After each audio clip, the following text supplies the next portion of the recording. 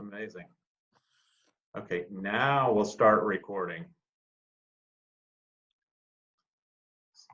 So like I said, we probably will be using this. We'll upload this later onto YouTube.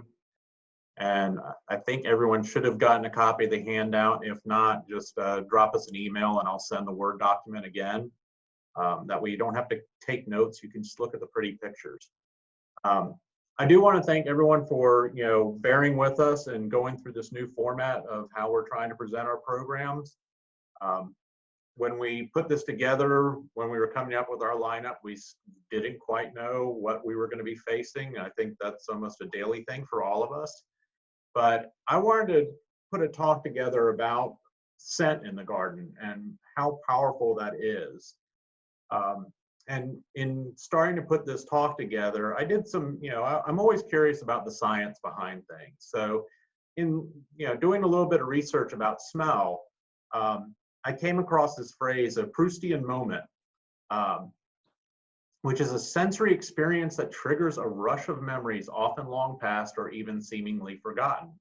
And when, I read about this, it was a description that Proust made in one of his, very flowery language, but it was talking about taste. And it's interesting to know that while this whole thing was written about the taste of, I think, tea touching, his tongue, taste is tied directly to smell. And you think about it, whenever any of us are sick, food never tastes right. And two other facts that I found interesting was the fact that smell is the only fully developed sense a fetus has in the womb. I love, I've always, someone told me I was a lifelong learner, and these little tidbits are always fascinating to find out. And that smell and emotion are stored as one memory. And I think, that just lends credence to what I've always believed, that, there's certain things when I smell ligustrum blooming in the summer, it immediately takes me back to my childhood at the pool I used to swim at, because I remember when the ligustrum were blooming, we were probably scrubbing chairs, getting the pool ready to open up for the community. It just was that trigger. There's certain other smells that, I think, aside from plants, we think about, food smells that might trigger something, hopefully a happy thing. You have so many people that walk through the rose garden and they think, they make a comment about, oh, this smells like my grandmother's, or it's tied to that. And smell is such a powerful sense that why we would not focus on that in the garden is beyond me. I think it's critical to having that in the garden. So my goal here today is to basically take you through all 4 seasons and give you tools, some suggestions I've got on plants that have always been a delight to encounter even before you see them. The fragrance hits you. One plant that I didn't have in the talk, it's called Cercidophyllum or Cadsura tree. This time of year, when the leaves are changing, I can walk into a garden with my eyes closed and tell if one is in the garden, because the changing leaves on Cadsura tree smells exactly like cotton candy. Exactly like it. That or burnt sugar. Some people, defer that way. But it's just amazing how that's how powerful that scent is. And then there's, another plant we'll touch on that always tells me fall's here. It's the trigger for me. So let's go ahead and start out. And in the season that, so many people say, oh, winter, the garden's dead. That drives me crazy. The garden is not dead. You just need to pay attention. One plant that I think if you're not gardening with, go out to the store right after this talk and go buy one. This is Edgeworthia chrysantha. This is a member of the same family as Daphne, but as I like to tell people, this is actually a Daphne that will thrive. It will actually live. It's also called rice paper plant because the Japanese actually will pound the wood into paper. Fun fact, you can actually take the branches, they're so limber, you can actually tie them in knots. And there's instances of people make a wish. They tie the branch in a knot and make a wish. If you do that on your own plant. Don't come to the garden to do that. We don't want all of our Edgeworthias all knotted up. But what's just amazing about this plant is even before it comes into flower, those buds are covered in silvery hairs. So it looks like little silver bells hanging from the plant. But when it does open, it's these beautiful yellow flowers that you see over here on the left, and the fragrance is just intoxicating. It's a plant that I would not garden without. The one on the right is Accabono, which is a really cool orange-red flowered form that's out there. Unfortunately, that one does tend to be a little bit more frost tender. So if we get a little too cold, it'll burn the flowers right off. I've got a colleague, one of my mentors up in Pennsylvania. He is so excited because he has a huge plant of this, and it's covered in bud, and he's just praying for a warm winter so that he doesn't see all the flower buds just get zapped off of it. But it's a cool, it's a plant geek thing of, well, yeah, you've got an Edgeworthia, but I've got the red orange one. It's almost like plant warfare with us. Then, the traditional Daphne, the thing that I like to call a long-lived annual, because I feel like Daphne, it's one of those plants that the minute you go, oh my God, look at that Daphne, it'll be dead tomorrow. They just are finicky plants. You've got to make sure they've got good drainage. And even if you do everything right, they can just collapse in a day. But honestly, for the fragrance you get from this plant, it is well worth it. It can just intoxicate an entire garden. And there's forms out there that have just solid green leaves. There's forms that have a yellow margin to the leaves. There's one that it varies on how wide that yellow margin is, to the extent that sometimes they're even yellow. On the right, again, you see one with just plain green leaves. The one on the left is one called Nakafu, which is Japanese for center variegation.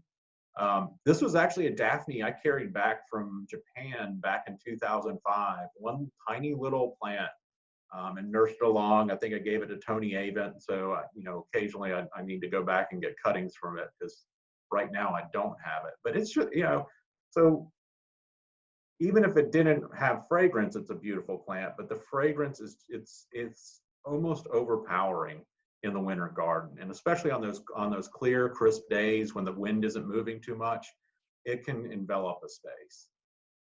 Another plant that I would say is more utilitarian. Many of y'all may have heard me talk about green meatballs. Well, Sarcocoa kind of fills that role in the landscape. It's a great evergreen. There's a handful of different species, but this Sarcocoa orientalis is actually the best one for the Southeast. It does really well. It thrives. They're actually related to boxwoods of all things. But unlike boxwoods, which tend to smell like cat pee, these are actually pleasant to smell. But like, as I said, orientalis is perhaps the best one you can have for a garden here. Another one that's done well is this Himalayan sweet box, Hookeriana variety humilis. And there's two different selections that have come out, this Fragrant Valley and Fragrant Mountain. This kind of drives me crazy. I hate when there's not that much differentiation between plants, but Fragrant Valley only gets about 18 inches tall by 36 inches wide, where Fragrant Mountain gets 24 inches tall. So, I mean, if 6 inches really makes that much of a difference to you in the landscape, then, it doesn't matter, then it matters which one. But they're both great little foundational evergreen shrubs in the garden. And the fragrance, it's great, something like that little stem, to cut that and put it in a little bud vase in your house is just fantastic in winter. Switching to some trees that, just like the Edgeworthia, I would not garden without Japanese flowering apricots. They just are phenomenal in the garden. They are the first of the cherries to really come into flower, usually a good month before anything else. This one that you see in the picture is one called Bridal Veil that was introduced by Camellia Forest in Carborough some years ago. It's a wonderful white flowered weeper that absolutely, when I was at High Point University, this filled the entire courtyard around the chapel in February with fragrance, sometimes January. There's a lot of different versions. This one I think was Fragrant Snow. This was Kobai in you know, I planted a whole grouping of these in the Greek village at High Point University because, you know, I think the smell of Japanese flowering apricot was probably better than stale beer. But if you look at this, there's just about every color you can imagine in terms of flower color. There's whites to light pinks to dark pinks to almost crimson reds. There's a selection called Hokai Bungyo. Just rolls off the tongue, doesn't it? That it's a dark red, and the fragrance is, I would almost liken it to cinnamon. It's fantastic in the garden, and it's absolutely the first one to come into flower, sometimes in December. And the nice thing about these is those flower buds are very frost hardy. They can go into the 20s without damage. And you can't really tell this from the picture, but one of the growth habits of Japanese flowering apricot is you get some straight stems that make perfect for cutting, bring them into the house and forcing them inside, and you can bring that fragrance inside. But if you don't have one of these, find one. I was just at Camellia Forest recently. He has had some difficulty getting these propagated. We're going to give it a shot here. I'm going to try to sneak over onto High Point's campus and get cuttings on all the ones I brought over there. But I would love to offer them here because a garden without a Prunus mume is just missing something. Another plant, and you know, I'll go ahead and say, you know, hear me out before you run me out of the town. Mahonias. The media cultivars, which are hybrids, I absolutely adore in winter, and I can tell you the honeybees do too, because any warm day in winter, the honeybees were on top of these getting pollen. And they can vary. There's, you know, they kind of vary in habit a little bit, but I was going to study these in grad school at one point.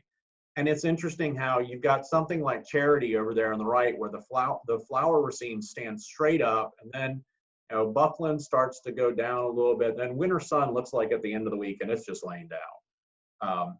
But all of these have great fragrance. Sometimes I would say they almost smell like lemon fledge. There is one that I didn't have a picture of called Ex Lindsay Cantab. That's one you would have to search at a mail order nursery. It doesn't have the best habit, but to put it at the back of the garden where you don't have to worry about the habit, it has the strongest fragrance of all the Mahonias, I would say. But I love these. And the thing I was saying, there is a Mahonia that is an invasive pest. That's Mahonia bealii, which it's grown as a seed crop, so every plant is different. The trick is Mahonias need another clone to produce viable seed. So if you're looking to add this into the garden, pick one of these, pick Winter Sun, put 3 of those in your garden. If there's no other Mahonias, it'll set seed, but it's not viable. And they're beautiful seeds. It's called grape holly because it does look like clusters of purple grapes hanging off the plant. But you know, the hybrids are fantastic. It's just one of those things of being a smart gardener, of, you know, limiting which ones you have in the garden. Another plant, this is something that you will never ever get someone to buy in the garden center, unfortunately.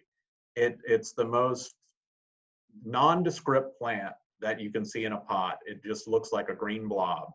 But this is something you stick in the back of the garden behind other plants, because during the summer you don't want to see it. But in the middle of winter, the fragrance is absolutely intoxicating. This was a large specimen over at Duke Gardens. That thing was probably about 12 feet tall, just covered in flowers. And it will just perfume the entire area. And they can vary in flower color to, I don't know what you would call this one in the upper left, if that's a translucent yellow, to more of a darker yellow. And then up in the upper right is one that is probably the clone Lutea, which has a red center to it. But again, this is actually closely related to another plant we'll talk about later, the Calycanthus or allspice, sweet bubby. They're in the same family, but fantastic fragrance on these. But again, this is something put at the back of the border. It's not, when it's in flower, it's not something that you really want to look at, or when it's in leaf. When it's in flower, it's fantastic. It's a good supporting character. So moving on to spring, one of the many bulbs that have fragrance, of course, are common hyacinths or Dutch hyacinths. These, you know, they're not the most long-lived bulbs in the garden, but for the fragrance you can get out of them, they're about a 2 or 3 year investment. That's pretty much what you're going to get out of them. You can try to extend that season a little bit by removing the spent flower stalks. Once it's done flowering, get that off. Don't let it put energy into producing seed. Put it back into the bulb. It's just, you see that like the flower size, those flower clusters start to diminish in size after a couple years. These are a couple different ones. The one in that upper right in that top picture is one called Dark Dimension. That is absolutely, I mean, almost black purple. It was phenomenal. I loved, using that in the garden, but the fragrance of these is fantastic. So it's one of those things that take the cost of the bulb, divide it by 3, and it's well worth adding these. Another plant that I first got introduced to this years ago when I was working for Tony Avent. In the woodland, he had woodland phlox all over the place. This was when the woodland was still developing, so there was a lot of open space. And this is a fantastic plant if you're trying to fill areas, because it will spread around. It will seed around your garden. And in Tony's garden, when this came into bloom, it usually bloomed about 2 weeks before his spring open house. And Tony had said that if that thing would have bloomed at the open house, he could have put any price on it and sold it out, because the whole woodland was like walking in a cloud. I used it on the azalea path at High Point University. You could kind of see it going down, just ringing that path. It's got a wonderful light fragrance. One of the nice things is it'll kind of seed around. If you add mulch and don't have really compacted soils, it'll start seeding around. And it's native, so that's fine. We don't have to wring our hands about that. But what's wonderful is then you can buy certain colors, anything from a white to a light blue to a purple to a pink, and then after a couple of years, seedlings will start showing up, and you'll start getting any range of colors. It's just a fantastic plant, and semi-evergreen, so it's always persistent in the garden. But come spring, it's just like walking on clouds. Another plant that sometimes we struggle with in the South are dianthus. These are also called pinks, and I don't know the reason they're called pinks is if you look at the petals, the way they're cut, they look like they've been cut with a pinking shear. And that's something that, then leads to, some quizzical looks of going, what's a pinking shear? And, then I'm not talking about plants, so I'm not excited about it anymore. The trick is with these is you've got to have good drainage. If they're in wet soils, they're dead. But then there's some selections that you should keep an eye out for that are more heat tolerant, that can take it in the South a little bit easier. I mean, in England, they're fine. They're fantastic. In the Pacific Northwest, of course, those are those areas where they don't go above 80. But look for ones like Bath's Pink. There's one that goes by Fire Witch. The proper name is Feuerhexe. I can reach back to my German heritage there. Wicked Witch, or there's a series called there's like Fragrant Star, Ruby Star, Spangled Star. That whole series has done well in the South. So those are ones to keep an eye out for. I'm always hesitant to buy dianthus because I just never know. I wouldn't invest a lot of money in them until you try one first and see how it does. Here's another Daphne that's going to flower. Unlike the one we talked about earlier, which flowers more in wintertime, this will start in spring. It's called Eternal Fragrance. It's a transatlantica type. Very different from the other ones. It has much smaller leaves, but what's fantastic about this selection is it will rebloom. It'll put out a big push of blooms in early spring that just like any Daphne, has fantastic fragrance. But then it will actually continue to rebloom in spurts and stops and spurts all throughout the summer. And you'll still get that fragrance. Again, like any Daphne, good drainage is necessary, but the one thing is this one is a bit more tough than most Daphnes. So Eternal Fragrance is one to definitely keep an eye out for. Now going on to a group of plants that, if you were at our native plant sale, we had a a good selection. We're going to continue to increase our selection of deciduous azaleas because, hey, I love them and everyone else should too. They're fantastic. There's a lot of species that have just a phenomenal fragrance to them. It's one of their common names is actually honeysuckle.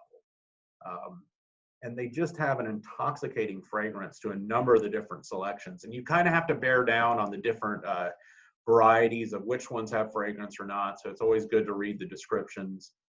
Some of the species, that's of course where all the fragrance hails from. But you know, in deciduous azaleas, you can go from yellows to reds to pinks to whites to oranges. Just a wide range, and they're phenomenal in the garden. I don't understand why they aren't grown any more than they actually are. I'm going to make it my mission to make these popular in Winston-Salem. It's my goal to bring as many different ones and ring the property with them. So when you're walking, you just can't help but going, yeah, I need one of those. Moving on, this is kind of a cool plant. This is actually related to citrus. It's in the same family as citrus called choisya, or Mexican mock orange. There's about 5 species. We grow about 2 of the species, but they're all native to the Southwest and Mexico. And the ones that we typically grow, this is one called Sundance. This was the one that really got, I think, these popular, brilliant yellow foliage. This is one actually taken at Duke Gardens. This was the first day above freezing a couple years ago when we had that 200 plus hours below freezing. It did fantastic. And they're great evergreens. They've got, when you crush the leaves, they have a kind of that citrus skin fragrance, which, and I will never say a plant is deer resistant. They are not going to go after plants that have a fragrance to the leaves. That's why like rosemary, sages, things like that are not high on a deer's list. But you've got this wonderful color foliage. They get these citrus-like flowers in early spring. You might get, this is a photo taken in fall where it had a little flush of growth and some additional flowers. It can in shade kind of settle down to a little bit more green. There's a couple more varieties that I put on the list. Aztec Pearl is a solid green leaf one with narrow leaves. There's also one called Goldfingers. That's the combination of this one you see here, Sundance. So they took the gold foliage of Sundance and then put that gold on the narrow leaves of Aztec Pearl. And we actually have a couple of these propagated that I'm hoping we'll offer these at our spring sale. So, hint, hint, go ahead and become a friend of the garden so you can get early access and may be able to get these. But they're fantastic. They do need good drainage, but they are definitely a worthwhile addition into the garden. Another tree that I absolutely adore, I've never met a Styrax I didn't like. These are Japanese snowbells, the Styrax japonicus. They're small sized trees, think about dogwood size, but they get these wonderful, bell-shaped flowers that hang off of them. And just an intoxicating fragrance to them. The one on the upper right is one called Evening Light that actually almost has a smoky purple colored leaf to it. There's a variety called Pink Chimes that has pink flowers. Then there's weeping forms. There's a white flowered weeping form, a pink flowered weeping form. So there's a handful of different ones, and they all tend to flower early May. I had noticed they always were in flower at graduation at High Point, so I was trying to bring more of those onto the campus. But in keeping with trying to look at native selections, we actually have some native Styrax. This is Styrax americanus. And this is a really cool form called variety pulverulentus. And what's nice about this, I mean, look at that. You can barely, that's about 50-50 leaf to flower ratio. And it's fragrant. It's just a fantastic plant.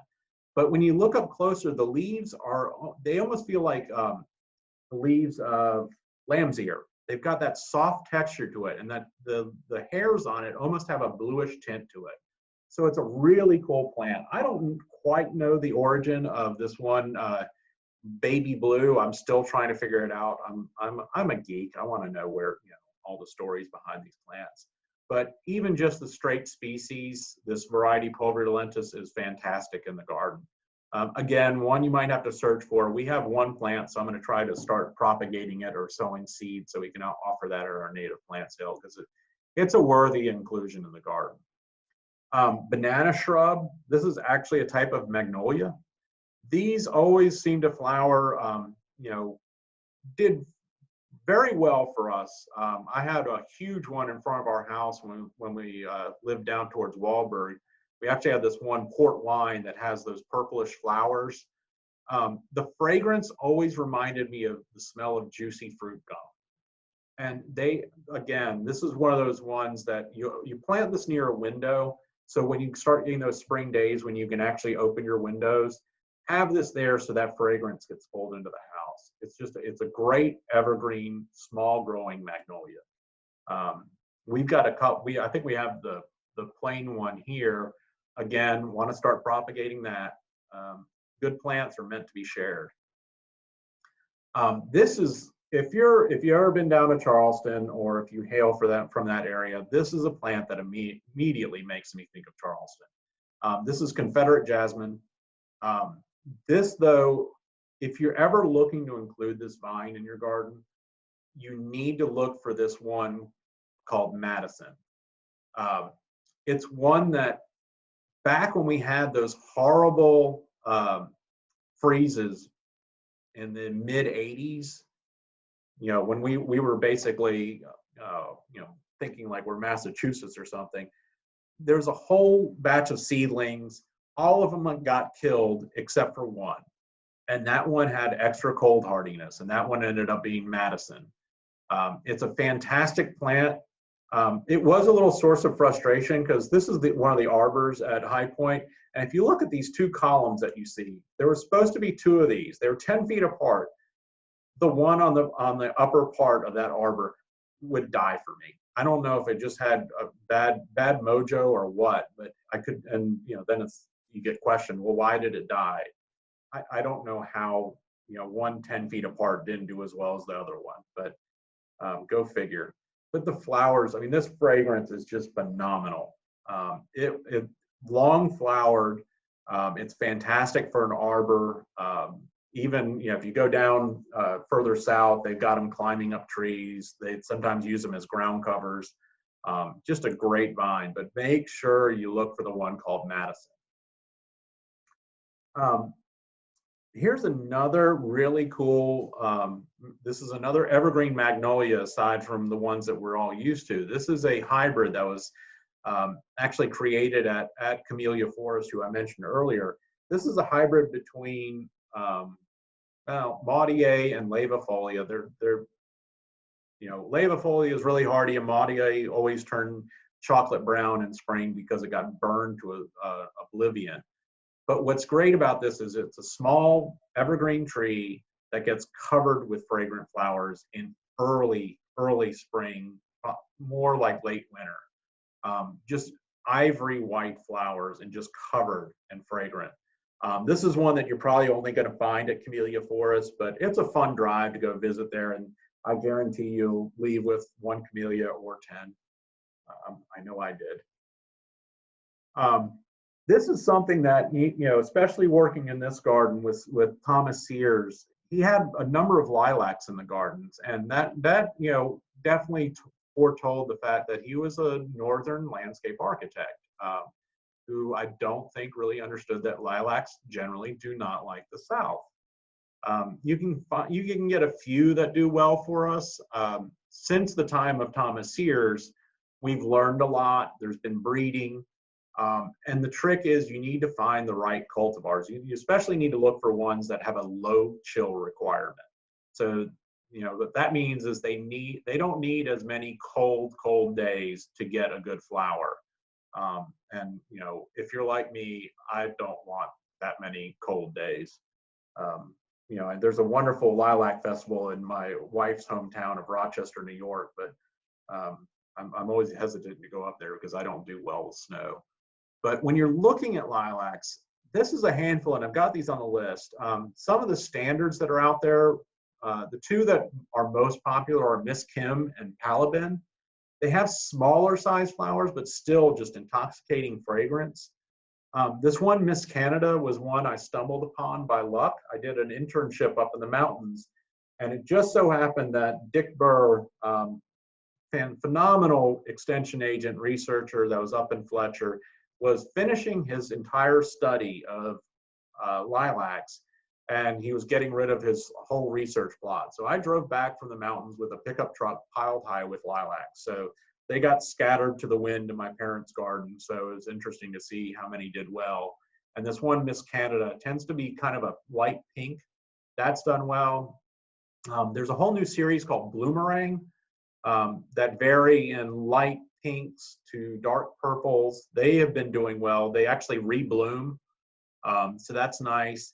And then the species that you'd look for is this one, Hyacinthiflora or Oblata. Those two, I think out of Oblata, there's one called Betsy Ross. That's a beautiful white one that looks like your traditional lilacs. So while, if you just go buy any old lilac, probably the one that's going to be in Home Depot or Lowe's, it's probably not going to do well. This is one that, do your research and get the right one for our area. I mentioned Calycanthus earlier. This is a phenomenal native. But what's kind of tricky, especially if you're just buying, just seedlings, is they can vary in terms of, some have absolutely zero fragrance, which is disappointing, and then some are just intoxicating. This one, Athens, that has lime yellow flowers, is possibly the most fragrant Calycanthus there is. And these are great deciduous shrubs. They tend to sucker, so they'll start building up and getting bigger and bigger. Edith Wilder and Michael Lindsay are both two that have that traditional kind of burgundy red flower color. And both of those have really good fragrance as well. Michael Lindsay is pretty much the standard that you're going to come across. There's a really cool one that has burgundy leaves now, but I think it's burgundy leaves and then the flowers have zero fragrance. So that was kind of disappointing. So I'm waiting for version 2.0. And then something simple, violas. The fragrance you can actually get out of these is so, it can be overpowering on those warm spring days. We had them planted in that hot dog bed in front of the greenhouse, and walking by it, the fragrance just grabs you. So, it doesn't have to be anything really fancy. Just a plain old viola will do fine for giving you fragrance in the garden. Moving on to summer. I'm trying to fly through here as much as I can. Someone had asked about magnolias, especially from the Northeast. I kind of say, just stay in the South. It's a lot easier. This is one of our natives, the Sweet Bay magnolia, Magnolia virginiana. One thing to note is there's two different forms of this. There's a form that drops all of its leaves, and then there's a form that is evergreen. This one you see here is Green Shadow, which this originated from Don Shadow out in Winchester, Tennessee. I saw the original plant in, trust me, freezing cold weather, and it had every bit of leaves on it. It was densely evergreen. It tends to have more of an upright growth habit, but still that lemon pledge scented flowers, or at least that's what I always think about. Maybe your mother used a different furniture polish, but I think lemon pledge is what I grew up with. But this is a great evergreen plant, and this is something that actually, if you're not too worried about the evergreen nature, you can always go north with it. It may drop its leaves the further north it goes, but so you've got this really nice one that goes upright and is more, I wouldn't say columnar, but more upright growing. And then this large meatball. This is a weird one that I found out about called Sweet Thing or Perry Page. That's actually, it's kind of like it just grows round. It doesn't stay, I won't call it dwarf because it did, by the time I left High Point, it definitely was already about 10 feet tall by about 10 feet wide. But again, those wonderful white lemon pledge scented flowers, but a great native plant. And I won't go too much into, our native Bull Bay magnolia. These are, if you had to pick an iconic plant of the South, it's, our southern magnolias. The only thing I caution you about is, I enjoy them when they're in someone else's yard, because I think my dad has spent a good portion of his life raking the leaves, because it does constantly, it drops leaves about 11 out of 12 months of the year. So they're great to have in a setting in your garden where you can just let the leaves drop and you never have to worry about it. I personally don't like them when they're limbed up, because then you have to clean up underneath it. But there's some really nice cultivars out there to look at, and I'm happy to answer any questions on those. Now going from trees down back to bulbs. This is a crinums, which if you've never grown these are some of the most durable plants you can find. I think after the nuclear war happens, it'll be cockroaches and crinums, because these things, if you ever try to dig a mature planting of crinums, you're probably going to be going about 3 feet deep, because these will get bigger than softball sized bulbs. So they're tough as nails. But we named a collection of these at my previous job for someone, and I said it embodied her, because she was tough as nails but sweet as can be. And same thing with this plant. They're in the amaryllis family, and they get these wonderful flowers that range from whites to these. The one on the left is bulbospermum, also called milk and wine lily, to these wonderful pinks. They can do well as cut flowers. One of our native species will actually grow in standing water and it'll spread. But these are just great to have in the garden. I love them. And on those humid, warm days during summer, the fragrance just hangs in the air. How can I talk about fragrant plants in the South and not mention gardenias? There's been a whole rush of new ones coming out. This happens to be an old one that is, has that traditional gardenia double flower. It's one called Michael. It is, you definitely need to side it with a little protection. That's the trick with a lot of gardenias. Some are more cold hardy than others. These two, I can swear by, are really cold hardy. Daruma is a single flowered one.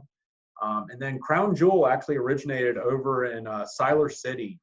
Philip Dark, I had the pleasure of working with him to introduce this plant to the industry. He bred this one called Crown Jewel that grows a bit more wide than tall, double flowers, and it's one of the hardier gardenias out there. Fun fact, these single flowered ones, if you get 1 or 2 of them where they'll actually start setting seed, we called them fishtail gardenias at the Ralston Arboretum, because they would turn bright orange, and these little spurs that you see coming off the seed heads look like the fins on a goldfish. Just another aspect of the plant that I think is overlooked. But gardenias, I had a whole planting leading into the chapel, and I think there actually is like a limit on, you can overdo it with gardenias. It was almost too much gardenia when those came into flower, but maybe there's never enough. Here's a neat little gladiolus that is fragrant. These are great to pull like one little bloom off, put it in a bud vase in your bathroom. They do kind of have that gardenia-ish scent to it. They're kind of marginally hardy here, but they're cheap as can be. I mean, I don't necessarily advocate buying bulbs from the box stores, because they always bring those things in way too early. Go to reputable people like Brett and Becky's or Terracea. But this little gladiolus, you can get 100 for cheap, and just drop these bulbs in little areas throughout your garden. Forrest was great because he planted these right around where the foxgloves were. So by the time the foxgloves were done flowering, we cut them back. These gladiolus were up and flowering in July and September, and wonderful fragrance from them. This is a plant, sweet almond bush. It is something that if you're going to get one of these, you can find these sometimes in the herb sections. Definitely want to plant it early in the season so it can get established, because there's some winters it will get killed right back to the ground. It's a woody shrub, but it'll get killed to the ground, but it'll resprout. The fragrance, I think there's 2 camps. There's some that say it's a wonderful almond scent to it, and then there's some that say it smells like a urinal cake. It kind of depends on what mood I'm in, of which camp I'm in. And there's sometimes it can be just a little too much. But I don't know. Maybe you find urinal cakes to smell, delightful. But I know Andy Cave down at Riverbanks hates the scent of this plant, and he admonishes any of us that like it. Lilies, some lilies have fragrance, some don't. The two that you really want to look at for summer bloom and summer fragrance are your longiflorum and your oriental lilies. So like your stargazers, that is an oriental lily, and those are heavily, heavily fragrant. And they're great to add in the garden because, they get established and they just keep kicking. Again, one thing with lilies, make sure you've got good drainage. This is something that I'm hoping by next year we'll be able to start selling. This is Formosan lily. And think of basically, picture an Easter lily that you can grow from seed. In the first year, it will flower. It'll be about 3 feet tall, maybe the next year about 4 feet tall, then 5, and then I've seen these top 6 feet in height. Absolutely wonderful fragrance to them. And what's really neat, I should have gotten a photo of this, is after they've flowered, the seed heads, when they dry, the flowers, you see how they're hanging down right here? When the seeds start forming, they all point upright. So they look like these wonderful candelabras, and they do great in dried arrangements. But I mean, just intoxicating fragrance. And there's one form that is a pure white, and then another that has this kind of pinkish cast to it, and I'm trying to separate those out so when we offer them, I don't know if you're going for a purely white garden, I don't want to mess up your color scheme. But they're so easy. And if you go over to my wife's garden in late summer, they have seeded all over the garden, and it's something that, if you don't like it where it is, just yank it out. But it's amazing when these come into flower. It's just stunning. And they're so easy. And they're easy from seed. Now here's for your oxymoron of the day. Here's a night blooming daylily. This is nice. I always try to think of things that are flowering in the evenings, because think about it. Most of us that are working aren't at home to enjoy this fragrance. So wouldn't it be nice to have some things when from a hard day, you come home and enjoy. But this actually has almost a lemon scent to it. It'll flower in late summer, but Hemerocallis liliaspidalis, the night blooming daylily. And Tony Avens made some good selections of these. He's got this one, and then there's another daylily. It's Hemerocallis citrina. So think lemon scent, citrus. And he made a selection of one that grows really tall. Now these hail from China, so he named it Yao Ming after the Chinese basketball player that I think was 7 foot tall. But it's a great lemon scent. I think it's something that unfortunately got bred out of a lot of daylilies that they actually had fragrance. But what a wonderful thing to have. It starts opening up late afternoon and will stay open until early morning. Here's a really nice vine.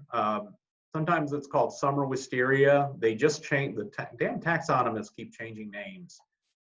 It used to be Millettia, but now it's Caloria. I call, for ease of use, call it summer wisteria. This will start flowering early summer and doesn't stop until fall. And what's nice is this isn't like wisteria where it'll seed around and get everywhere. It's this wonderful dark purple bordering on black. And, I personally, wisteria fragrance can sometimes be too sweet. And what's nice about this is it actually has kind of a spicy scent to it. It's almost a clove scent to it. So that it's a wonderful, long flowering summer vine. And then 4 o'clocks, which, ironically flower about 4 o'clock. They open up right at the end of the day, heavenly fragrance. This is a strain called Limelight that has that chartreusey yellow foliage with these fuchsia pink, which, I'm not a color person, but someone said that actually is a horrible combination of pink and yellow. But hey, You know, it's your garden, do what you want. But great fragrance. 4 o'clocks, you can get white ones. There's a whole range of colors you can get, but they come as a bulb that looks like a wooden carrot. They're very strange looking, but great to have in the garden. The old southern plant.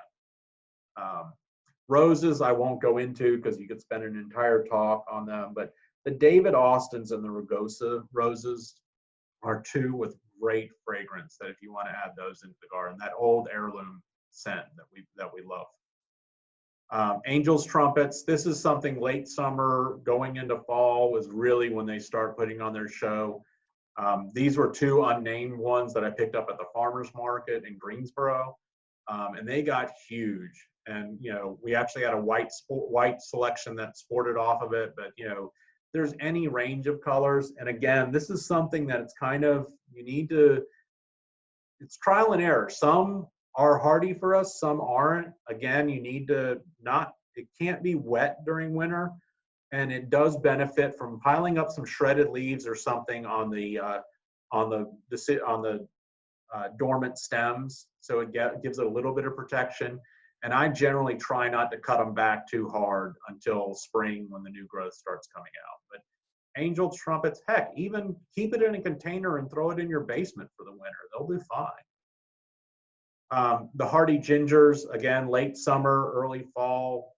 These have just wonderful fragrance. There's the white flowered one, coronarium, that always just fills the garden with fragrance. This one, Slim's Orange, is probably one of the earliest flowering. Everything about it is smaller. The flowers are smaller. They're more compact. The height is only about 3 feet tall, so it's perfect for a smaller garden. And hostas.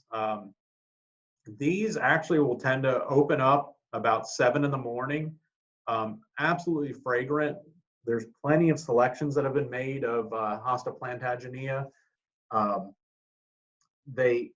Actually, the one that was named Royal Standard was the first hosta to be patented. Now there's been about 1 million patented, but look for anything that has this species blood in it and that has that fragrance. There's another one called Guacamole. That's a wonderful one in the garden.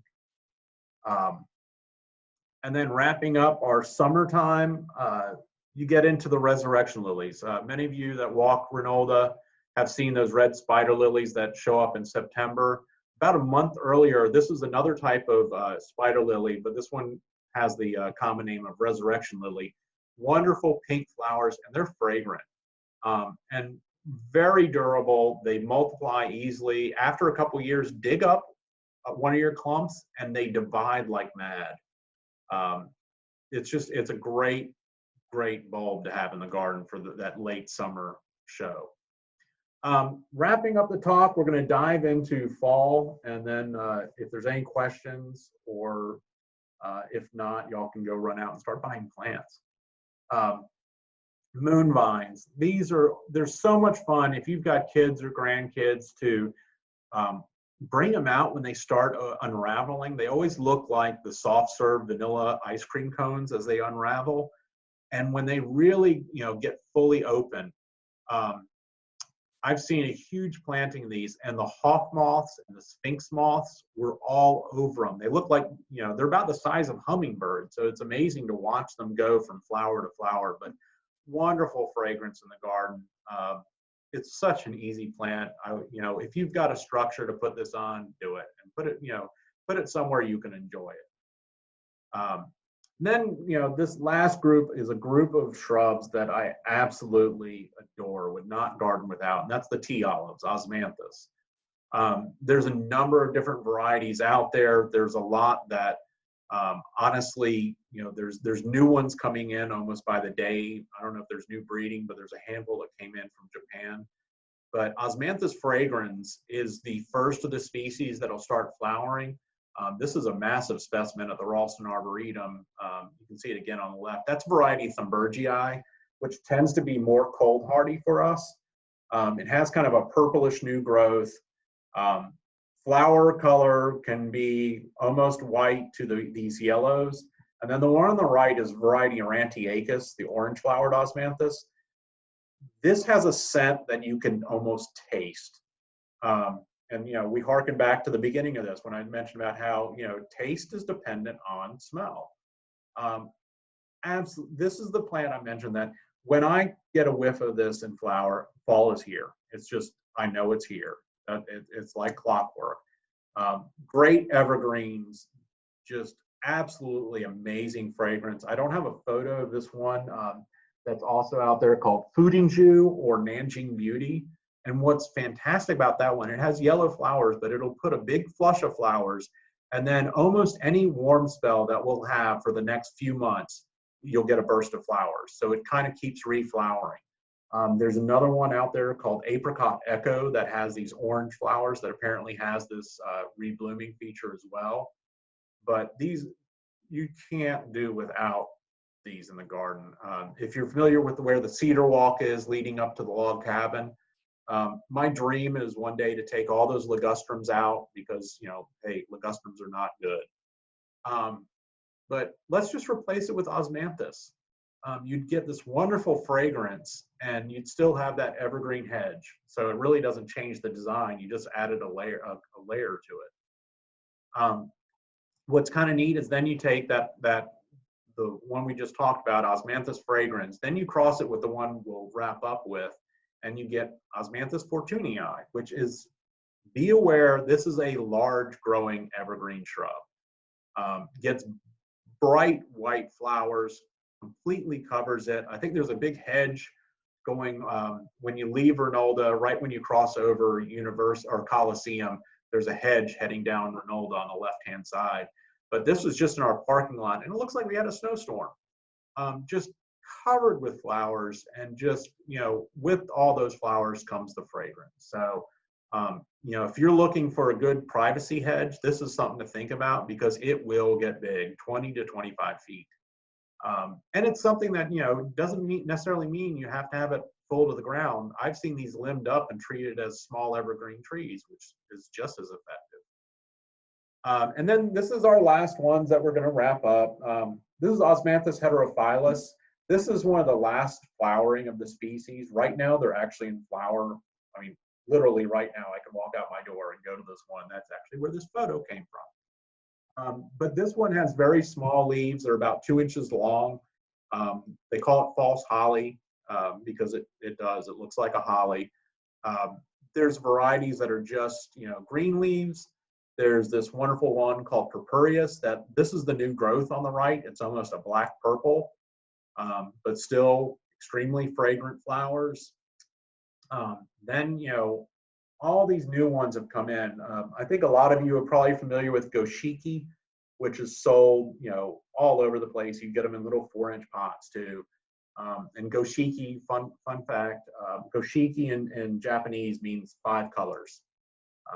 Because it's got all sorts of different colors. But then we've got all these really cool ones that have come out. So Akabono, it's one on the left. When it flushes out in the spring, it flushes out pure white.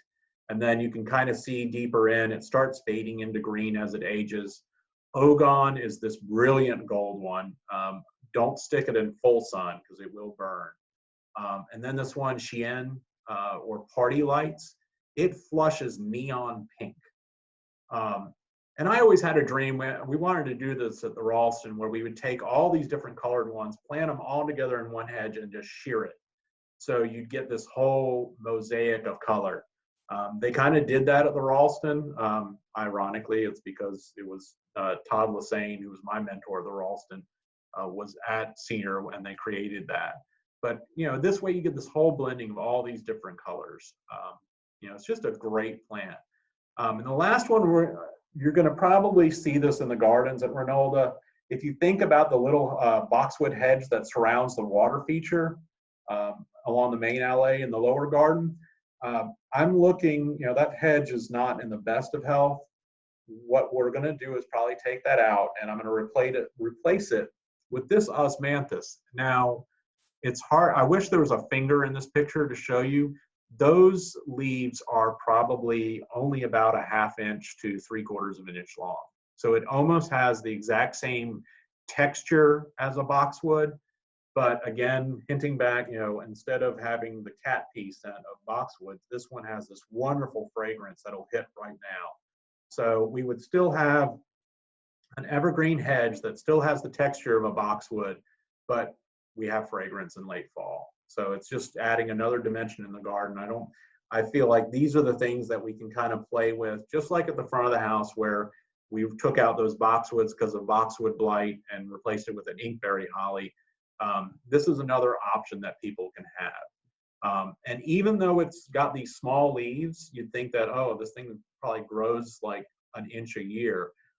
From everything I've heard from growers, it grows fairly rapidly. So you will have to actually shear it maybe once or twice a year. But what a cool plant to have. So with that, I'm going to stop sharing the presentation and you'll see my ugly mug again. I think we had one or two dwarf tree. Someone asked about dwarf tree choices. Go ahead and email me at jon@renolda.org and let me know, and I'll see if I can send you a couple things that I'd recommend for smaller size trees. Someone asked about, is it too late to plant roses? I would almost wait until your bare root ones come in, but if you've got container ones, that'll be fine. Are most of these examples for full sun? It can vary. Like that Ogon osmanthus, I would not put in full sun. The hostas, obviously you wouldn't put in sun. Gingers. If there's a couple things that you're interested in, I'm happy to answer those questions. It's just always feel free to email me. I'll try to help. But this is a run through of, I think a wide variety of everything from bulbs to trees that can add some fragrance into your garden, which, for me, those are ways that you can start having those memories. Like I said, when certain scents hit me, it takes me back to good things. And that's what we want our gardens to do. Will I do a talk on shade plants? If you ask nicely.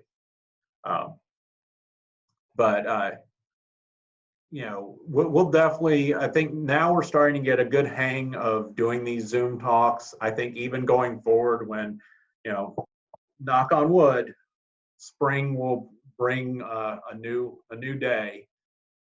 Even I think when we return to normal or return to whatever, when we get through this, I think we're going to still try to add this component. So if you can't make a talk, we'll have the ability that we've recorded it, or that you can log into it. Say you've got a cold and you want to go to this talk, but you just open it up on your laptop and you can join in. So it's trying to find the silver lining in all of this, and maybe this is opening our eyes to new technologies to widen our audience. So with that being said, I will look at doing a presentation on shade plants, I promise. I want to thank y'all for your attention. We're really excited about what's getting ready to happen in the gardens. Great things are getting ready to happen. We're looking at, it'll be amazing in the spring. If you're interested in learning more about this, do reach out. We're actively looking at projects from the formal gardens to improving the trails. I've never, only been here 2 years, but man, I am just pumped up. The staff has been doing an awesome job, and this is just, it's a great time to be at Renolda, and it's primed with all the people that are coming out here and enjoying the place. We're going to make them realize that this is a treasure. But thank you all so much. It's a beautiful day. Go out, get outside, find a spot, and go buy a fragrant plant. So with that being said, I'm going to go ahead and end the talk. Again, if you have any questions, always reach out. Just remember, it's Jon, Jon. It's not John. It's not pronounced Jahan. It's not Jonathan. Only Chip Calloway can call me Jonathan. But love having all of your support, and look forward to seeing you in the gardens. So y'all enjoy your day. Thank you.